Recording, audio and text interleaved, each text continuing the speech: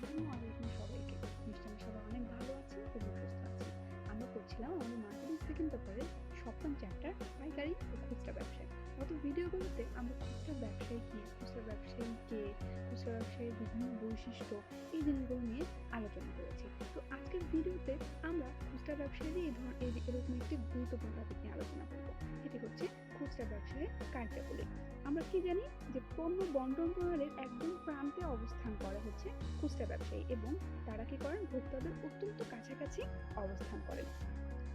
ভোক্তাদের কাছাকাছি অবস্থান করে ভোক্তাদের চাহিদা মতো পণ্য এবং সেবা সরবরাহ যে কাজটি সেটি কিন্তু করে খুচরা ব্যবসায়ী।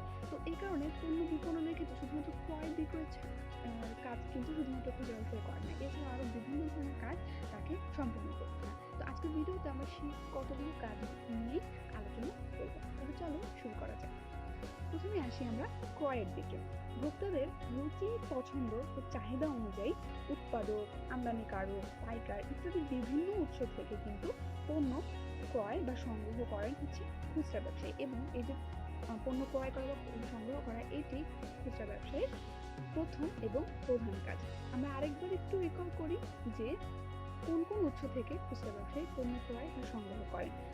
খুচরা ব্যবসায়ী উৎপাদক থেকে অথবা আমদানিকারক থেকে অথবা পাইকার এরকম বিভিন্ন উৎস থেকে কি করতে পারে পণ্য ক্রয় বা সংগ্রহ করতে পারেন, এবং সেটা কিসের ভিত্তিতে হবে? ভোক্তাদের রুচি, পছন্দ এবং চাহিদা অনুযায়ী হবে। তারপর আমরা দেখব বিক্রয়। ক্রয়কৃত পণ্য ভোক্তা বা ব্যবহারকারীর কাছে বিক্রয় করা হচ্ছে খুচরা ব্যবসায়ীর আরেকটা প্রধান কাজ। অর্থাৎ যে পণ্যটা তিনি সংগ্রহ করেছেন, খুচরা ব্যবসায়ী বিভিন্ন উৎস থেকে সংগ্রহ করেন, সেই ক্রয়কৃত পণ্যটি চূড়ান্ত ভোক্তা বা চূড়ান্ত ব্যবহারকারীর কাছে বিক্রয় করা হচ্ছে খুচরা ব্যবসায়ীর আরেকটা প্রধান কাজ। এই জন্য কি করতে হয়? এই জন্য পণ্যের গুণাগুণ ক্রেতাদের কাছে তুলে ধরা এবং প্রয়োজনে দামাদামি করার যে ব্যাপারটি সেটাও কিন্তু করতে হয় খুচরা ব্যবসায়ীকে। তারপর আমরা দেখব পরিবহন বা ট্রান্সপোর্টেশন। পাইকার বা উৎপাদনকারীদের কাছ থেকে ক্রয়কৃত যে পণ্যটা সেটা বিক্রয় স্থলে নিয়ে আসার জন্য খুচরা ব্যবসায়ীকে কি করতে হয়? পরিবহনের ব্যবস্থাও কিন্তু করতে হয়।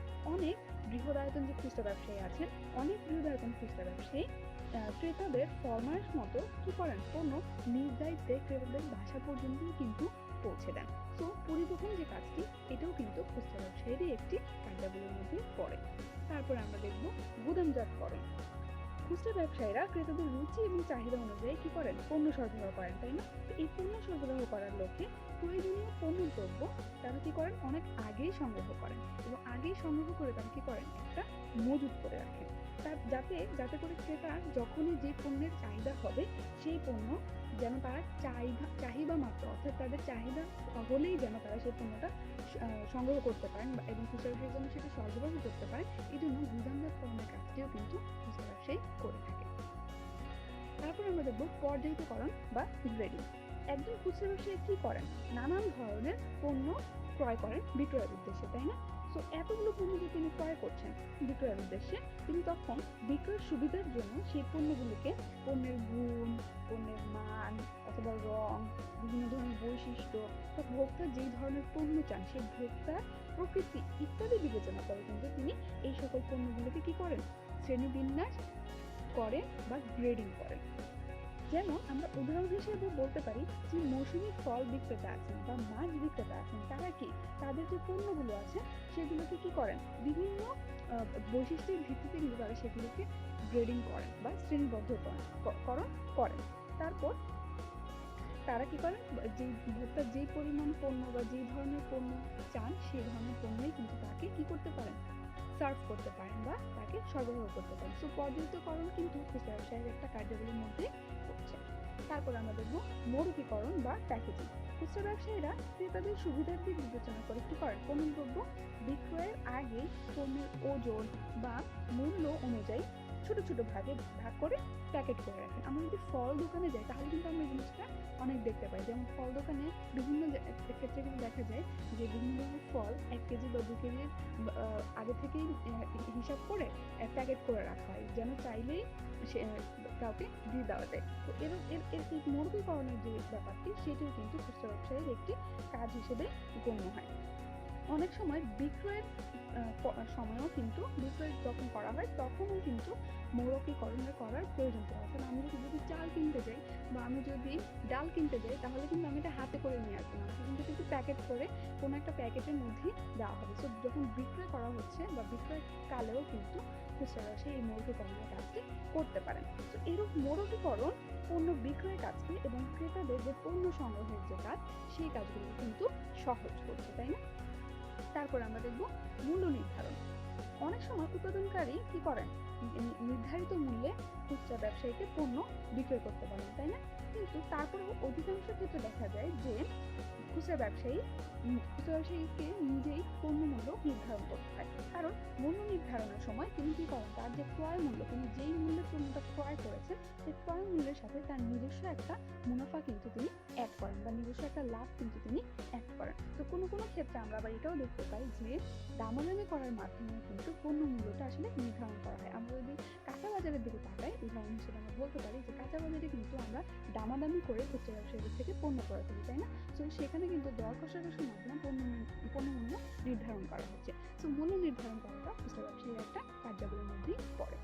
তারপর আমরা দেখবো খুচরা ব্যবসায়ী কার্যাবলীর ভিতরে অর্থসংস্থান কিভাবে কাজ করে। খুচরা ব্যবসায়ী যখন পাইকারদের কাছ থেকে পণ্য ক্রয় করে তখন কিন্তু পাইকারদেরকে তারা অগ্রিম প্রদান করে এবং এভাবে পাইকারদের কিন্তু একটা অর্থসংস্থান হয়।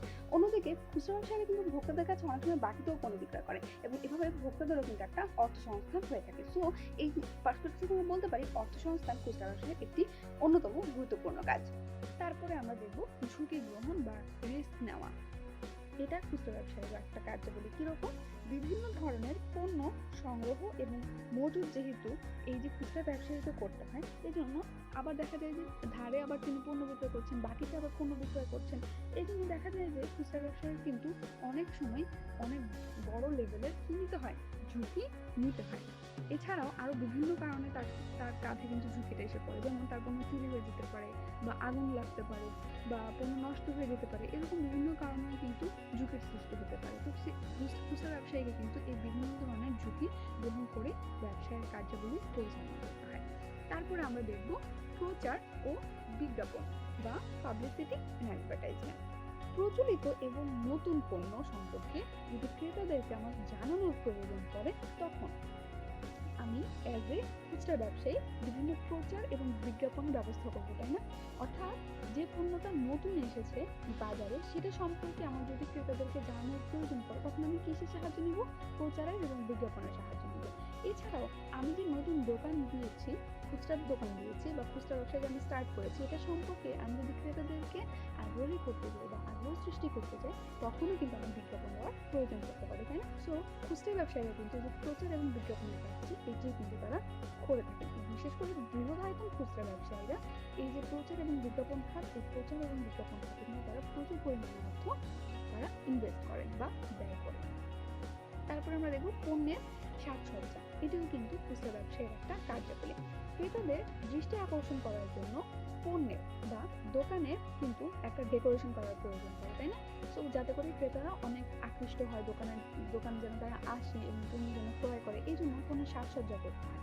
দোকানে পণ্য সাজিয়ে রাখা, এই কাজটাও কিন্তু খুচরা ব্যবসায়ীকে করতে হয়। আমরা যে দোকানগুলোতে দেখি পণ্য সুন্দর করে সাজিয়ে রাখা আছে তখন কিন্তু আমরা একটু আকৃষ্ট হই, আমরা একটু আকর্ষণীয় ফিল করি ওই দোকানটা নিয়ে, তাই না? তো তারপরে আমরা ওই দোকানটাতে যাই। এরকম কিন্তু এই পণ্যের সাজসজ্জা করা বা দোকানের সাজসজ্জা করা কিন্তু খুচরা ব্যবসায়ের একটা ডেইলি রুটিনের মধ্যেই পড়ে। বিশেষ করে আমাদের কাপড়ের দোকান বা গয়নার দোকান দেখি সেই জায়গায় কিন্তু সাজসজ্জা অনেক বেশি করা হয়ে থাকে আমাদেরকে বা ক্রেতাদেরকে আকৃষ্ট করার জন্য। তো পণ্যের সাজসজ্জা খুচরা ব্যবসায়ের একটা কার্যাবলী। তারপরে আমরা দেখব বিক্রয় কলার ব্যবহার। প্রতিযোগিতাপূর্ণ যে বাজার রয়েছে সেখানে কিন্তু সফলতার সাথে যদি একজন ব্যবসায়ীকে টিকে থাকতে হয় বা একজন খুচরা ব্যবসায়ীকে টিকে থাকতে হয় তখন কিন্তু তাকে কি হতে হবে, তাকে এক্সট্রা অর্ডিনারি বিক্রয়কতা বা বিক্রয় কলার ব্যবহার করতে হবে, তাই না? যে যত ভালোভাবে তার পণ্যটাকে সেল করতে পারে সেই কিন্তু আলটিমেটলি লাভবান হতে পারে, তাই না? এরকম বিভিন্ন ধরনের কৌশল ব্যবহার করে যাতে ক্রেতা বা ভোক্তাদেরকে আকৃষ্ট করা যায় এবং স্থায়ী গ্রাহকে পরিণত করা যায়, এরকম বিভিন্ন ধরনের বিক্রয় কলার ব্যবহার কিন্তু করে থাকে খুচরা ব্যবসায়ী। তারপরে আমরা দেখব সেবা প্রদান। ক্রেতা ও ভোক্তাদের রুচি ও পছন্দের সাথে মিল রেখে আমরা দেখি যে খুচরা ব্যবসায়ীরা বিভিন্ন ধরনের সেবা বা সুবিধা প্রদান করেন। যেমন যদি আমরা বলেছিলাম একটু আগে যে পণ্য বাসা পর্যন্ত পৌঁছে দেওয়া বা গুণাগুণ বা ব্যবহার বিধি সম্পর্কে জানানো, এরকম বিভিন্ন ধরনের সেবা কিন্তু খুচরা ব্যবসায়ী ভোক্তাদেরকে প্রদান করে থাকেন। আবার অনেক খুচরা ব্যবসায়ী তাদের যে পণ্যটা তারা বিক্রয় করেন, বিক্রিত পণ্য, সেই বিক্রিত পণ্যের বিক্রয়োত্তর সেবাও কিন্তু তারা প্রদান করে থাকেন কিছু কিছু ক্ষেত্রে। সো ওই জায়গাটা থেকে সেবা প্রদান করাও কিন্তু খুচরা ব্যবসায়ীর একটা কাজ। তারপরে আসে হিসাব সংরক্ষণ।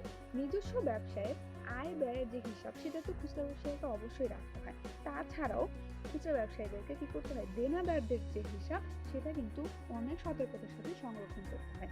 কারণ বা আমাদের খুচরা ব্যবসায় আমরা দেখেছি যে দেনাদারের সংখ্যা কিন্তু অনেক বেশি থাকে। বাৎসরিক যে পণ্য মজুদ এবং সহায় সম্পদ, সেটারও একটা কিন্তু হিসাব রাখতে হয় খুচরা ব্যবসায়ীকে। আবার প্রয়োজনে পাওনাদারদের যে হিসাব, সেই পাওনাদারদের হিসাবও কিন্তু এই ব্যবসায়ীদেরকে রাখতে হয়। সো এই যে হিসাব সংরক্ষণ, অ্যাকুরেটলি হিসাব সংরক্ষণ করা, সেটা কিন্তু খুচরা ব্যবসায়ীর একটা কাজ। তারপর আমরা দেখব তথ্য সংগ্রহ ও সরবরাহ করা। এই ধরনের যে ব্যবসায়ীরা থাকেন, অর্থাৎ খুচরা ব্যবসায়ীরা, তারা যেহেতু ভোক্তাদের সাথে তাদের পারস্পরিক সম্পর্কটা অনেক ভালো থাকে এবং তারা খুব কাছাকাছি অবস্থান করেন, এই জন্য ভোক্তাদের চাহিদা এবং পছন্দ অপছন্দ সম্পর্কে বিভিন্ন ধরনের তথ্য কিন্তু তারা সংগ্রহ করতে পারে এবং এই তথ্যগুলোকে তারা পাইকারদের মাধ্যমে উৎপাদকের কাছ পর্যন্ত সরবরাহ করতে পারেন। এতে করে কি হয়, এতে করে কিন্তু উৎপাদক ভোক্তাদের চাহিদা সম্পর্কে জানতে পারে। আবার অন্যদিকে পণ্যের যে উৎপাদন, পণ্যের যে সরবরাহ, পণ্যের যে মূল্য, এরকম বিভিন্ন বিষয়ে তারা আবার তথ্য সংগ্রহ করে কাকে সরবরাহ করতে পারেন, ভোক্তাদের কাছে কিন্তু আবার সরবরাহ করতে পারেন। সো এই যে তথ্য সংগ্রহ করা এবং তথ্যকে সরবরাহ করা, এটা কিন্তু এই খুচরা ব্যবসায়ীদের অন্যতম গুরুত্বপূর্ণ একটা কাজ হিসেবে বিবেচিত হয়। তো বন্ধুরা, আজকের ভিডিওতে আমরা কিন্তু অনেকগুলো পয়েন্ট নিয়ে আলোচনা করলাম। আমরা বিভিন্ন ধরনের কার্যাবলী সম্পর্কে জানলাম যেটি খুচরা ব্যবসায়ী করে থাকেন। পরবর্তী ভিডিওতে আমরা খুচরা ব্যবসায়ীর আরও কিছু গুরুত্বপূর্ণ টপিক নিয়ে আলোচনা করব। সে পর্যন্ত সবাই ভালো থাকো এবং সুস্থ থাকো। দেখা হচ্ছে পরবর্তী ভিডিওতে নতুন একটি টপিক নিয়ে। ধন্যবাদ সবাই।